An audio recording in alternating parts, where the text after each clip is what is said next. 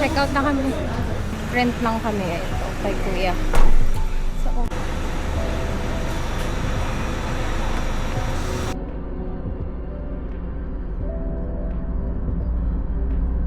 Galing at least dito sa Mindanao, maayos daw kasi dito laging parang gera-gera eh. may side trip kami dito sa Pineapple Supervisors Multipurpose Cooperative, Pine Co-op. So, bibili lang, ano to, may mga souvenir tsaka grocery din dito. Tapos, bibili kami ng pineapple ice cream. So, yun. Nasa pineapple ata siya eh. Hindi to kasama sa tour, pero kasi ang bait ng ni Kuya Arnold ba? Arden. Ayan, ang bait ni Kuya Arden. Dinaan niya kami dito para ano, para matikman lang daw namin. Kasi nga, medyo malayo na to eh, sa city. So, yan. Bibili lang kami.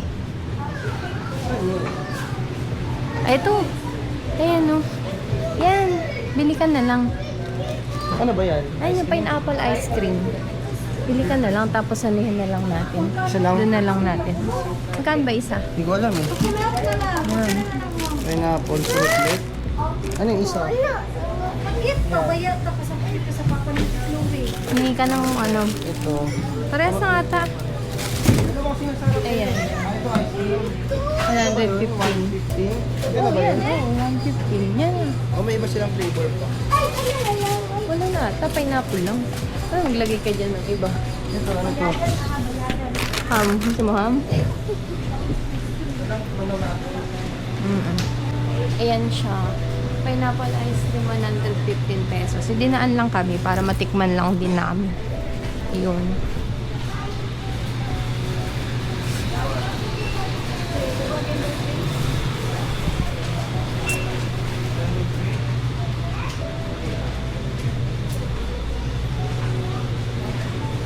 Yan. Ito na rin ng ano? Ano? May pagkain ba dito? Piyaya pala. Yami to, oh. Piyaya. 49.50 lang. Ayan, oh. Oo, okay na. Ano pa? Diba? Oo, ano pa? Wala na. Yan lang. Cheese bars. Yan ba yung cheese bars? Parang maganda nga ito. Mamili ng mga papang ano. 50 lang, oh. Bigyan mo. Ang kailangan, pineapple. Pineapple choco. Pineapple choco. Flavored pa. Ito yung mga ano nila guys. Oh, mura. Ayun, hindi ko alam kung mura ha. Pero para sa akin, kung magbibigay kayo. Ay, mangosteen yema. Yan mo. Tingnan mo. Mangosteen yema. Yan. Mangosteen yema. Yan. Pineapple. Yema. Pineapple yema. Yan mo. Wala bang pineapple yan? Yan. Wala ganun. Malay mo naman. Ito, durian yema. Marang yema. Ito, ayaw mo to. Special pineapple yema. Wala to dun sa mga nakita ko. Diba nagtingin na ako dun sa may tapat ng spicy tuna. Ang galing naman. Spicy tuna, pulburon. Spicy tuna, pulburon. Tingnan niyo guys, oh. Spicy tuna, pulburon. Ang cute naman. Kasi hindi ako masyadong adventurous sa pagkain. Hindi ako mahilig kumain ng mga kakaiba. So yan. Feeling ko mura na dito kasi ayaw niya pa mamili. Tsaka nakakahiya din dun sa ano, dinaan niya lang kami para lang matry namin nga. Kasi nga, hindi naman kami nga pabalik na dito. Yan ang mga kitchen din sila.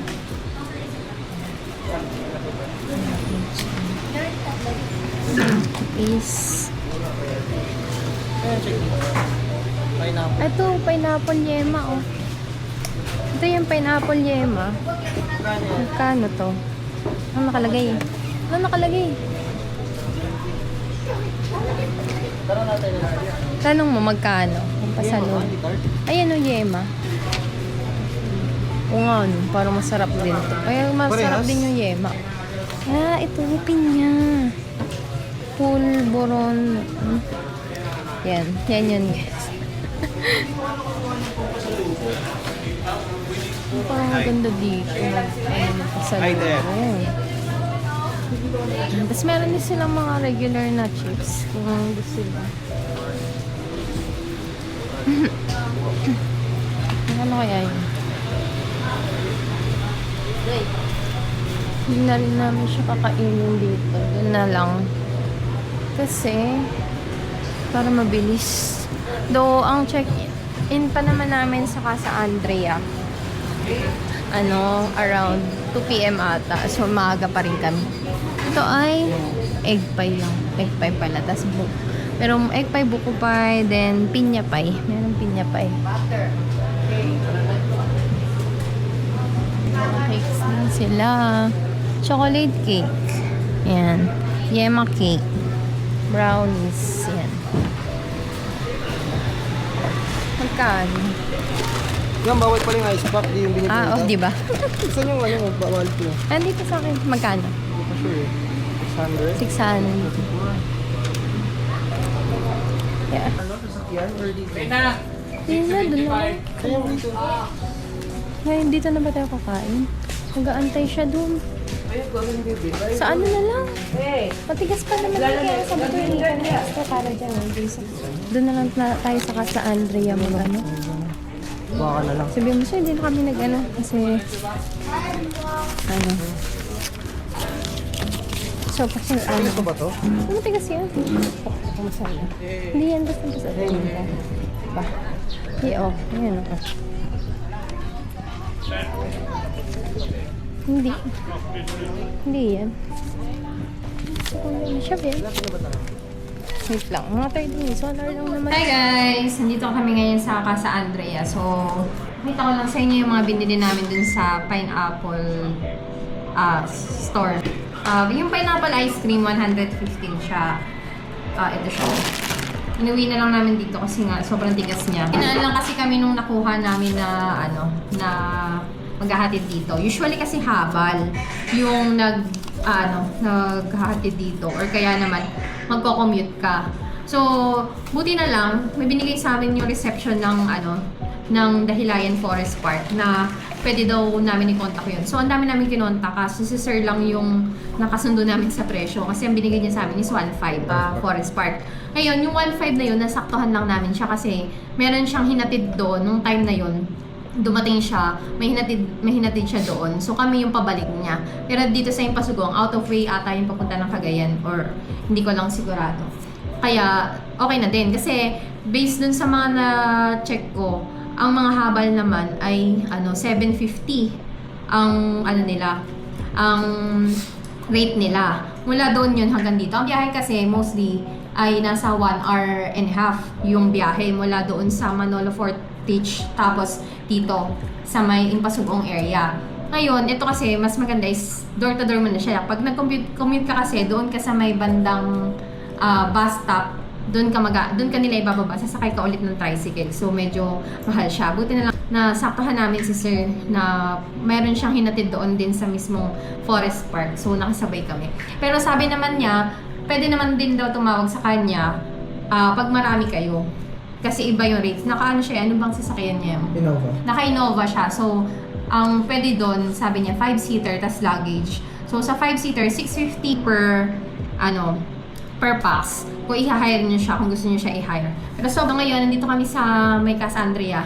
Kumain na kasi kami kanina dun sa may Jesse's Diner. So, mag-snacks lang din kami. Tapos mamaya, check namin kung makakapunta kami sa Cowboy Grill. Kasi yun, wala naman kaming itinerary ngayon. Ang ano lang namin is lilipat lang talaga ng hotel. Then, pahinga na kami. Kasi bukas maaga yung tour namin. Alis kami dito ng 6. Tapos kukunin lang din namin yung breakfast namin. Kasi ang tour namin is 7. So, pupunta kami ng Malaybalay. Bukas magko-commute na lang kami. Kasi medyo malapit lang naman yung pupuntahan namin. Kasi, hindi kami makapag-commute ngayon dahil marami nga kaming dalang luggage. So, makakahassle kami pagka . So, pakita ko lang itong mga binili namin. Ito, yung pineapple ice cream na 115 pesos. Tapos, yung pineapple tart, ito siya. Yan. Ilang piraso ba ito? 12 pieces na pineapple tart, 185. Tapos, amal pa nito. Ito ay yema. Ilang piraso to? 10 pieces naman siya na yema. Pineapple yema siya.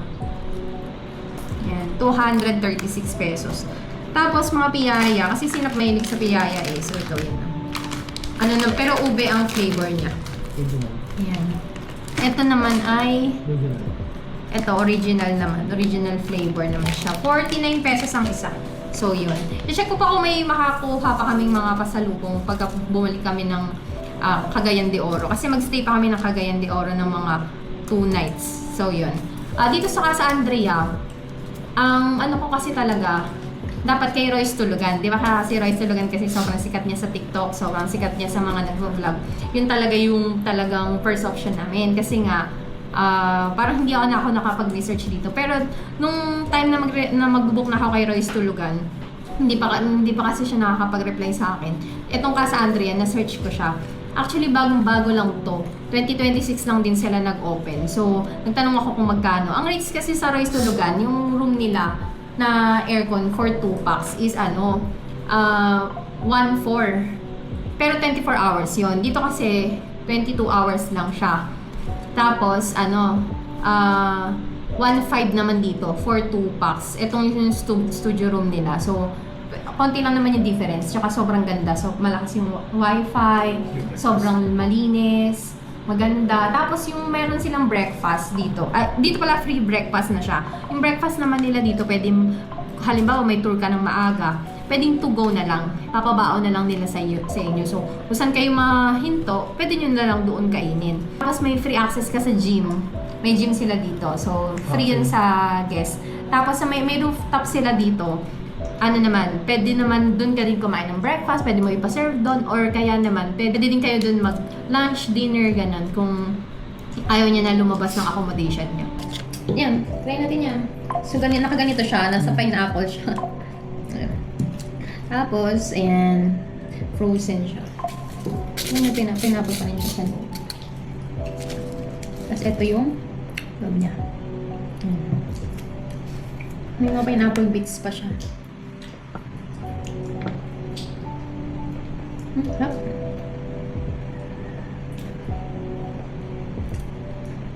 Sarap siya lang nasa siya yung pineapple. Tapos creamy. Sarap na ito. Mura kasi ganyan eh. Try mo.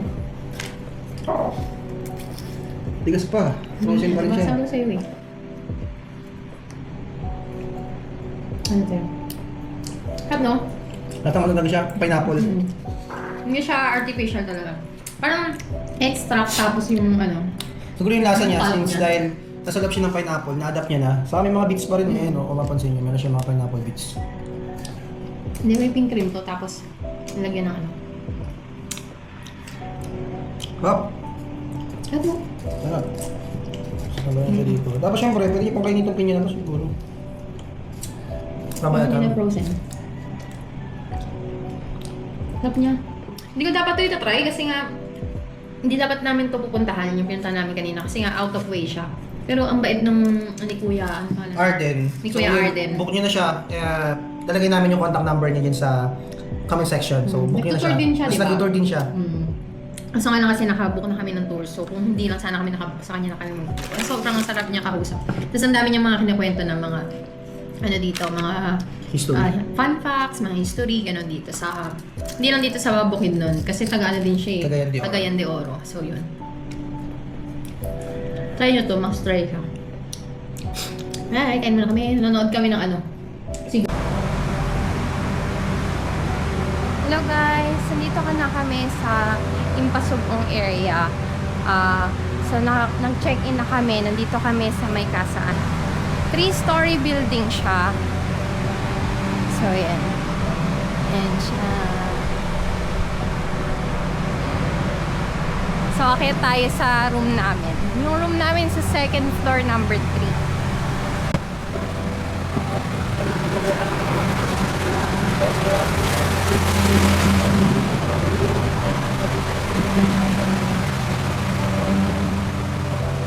Pagkakit na second floor, dito yung reception. And, ito yung room natin. Room number 3. And, so, pasok na tayo. And, ito yung studio type nila. So, meron pa dito yung mga malalaki talaga. Meron silang mga, parang apartment type. So, dito may bed, buksan ko yung ilaw. So, yan yung vibe niya. Cozy vibe siya. Yan. Ayan. So, may ceiling fan tayo. May aircon na din. So, ito yung bed niya. Double yung bed na. Double yung bed niya. Yan. Tapos, meron tayong ditong couch. Tapos, parang storage din siya. Tapos, ayan yung TV. Meron ding table. Pwede kayo kumain. Yan. Tapos, ito yung meron din silang storage dito. Yan. Tapos, dito. Yan. Yan yung CR nila. Sobrang linis, sobrang bango. Yan. Hello! Tapos, meron silang water heater. Ayan, main shower. Then, meron din silang bidet. Ayan, malinis siya. Meron din sila ditong gym. Mamaya, ipapakita ko sa inyo yung gym nila. Meron din silang cafe sa rooftop. So, yun. Check natin mamaya. So, pag akit nyo ng third floor, yan yung ano nila, gym. Mamaya, ipakita ko sa inyo pagka wala ng tao. Tapos, ito yung cafe nila. Yan. Pwede din dito yung serve yung breakfast. Ayan yung rooftop nila sa taas.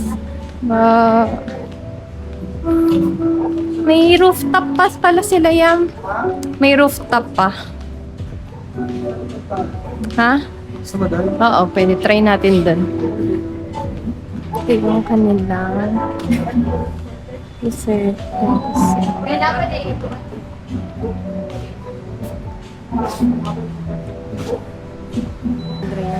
may ano kayo, mga complimentary, di ba? Saan na? Kahit lang ah.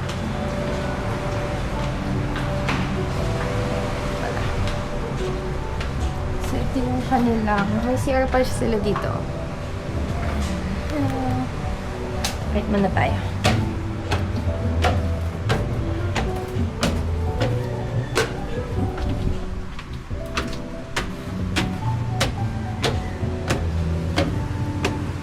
Yan. Wow! Ang ganda! Ang ganda na overlooking, oh. Mountain siya. Ganda. Ang ganda dito, guys. Try nyo dito if fully booked na ka sa Royce Tulugan. Pwede din naman kay Royce Tulugan. Nagustuhan din namin siya kasi nga bagong gawa din siya. Ganyan. 2026 lang to inop. Try nyo dito, guys. Sobrang natutuwa ako nakita ko room. Doon kasi kay Royce Tulugan, simple lang yung room niya. Pero mura din kasi doon. Baka try namin maglakad-lakad dito mamaya. Kung ano yung mga nasa area niya. 1 minute away lang pala siya. 1 minute away lang si Casa Andrea kay Royce Tulugan. So malapit lang. Parang search ko lang to sa may mismong map eh. Kaya nakita ko din siya. Paglalakarin mo naman, 9 minutes. So yun, malapit lang. Parang sa kabilang side lang sila eh. So, check namin kung punta pa kami ng Cowboys Town kapag mamayang gabi. Kung ano, magutom pa kami. Kasi nga, wala pa rin kami masyadong proper meal. Yung morning lang. Kasi hindi na rin kami masyadong kumakain. Parang, ano, pahinga lang. Kasi bukas, 3 days yung tour namin. Lahat yun maaaga. So, yun, tingnan lang din namin kung paano gagawin.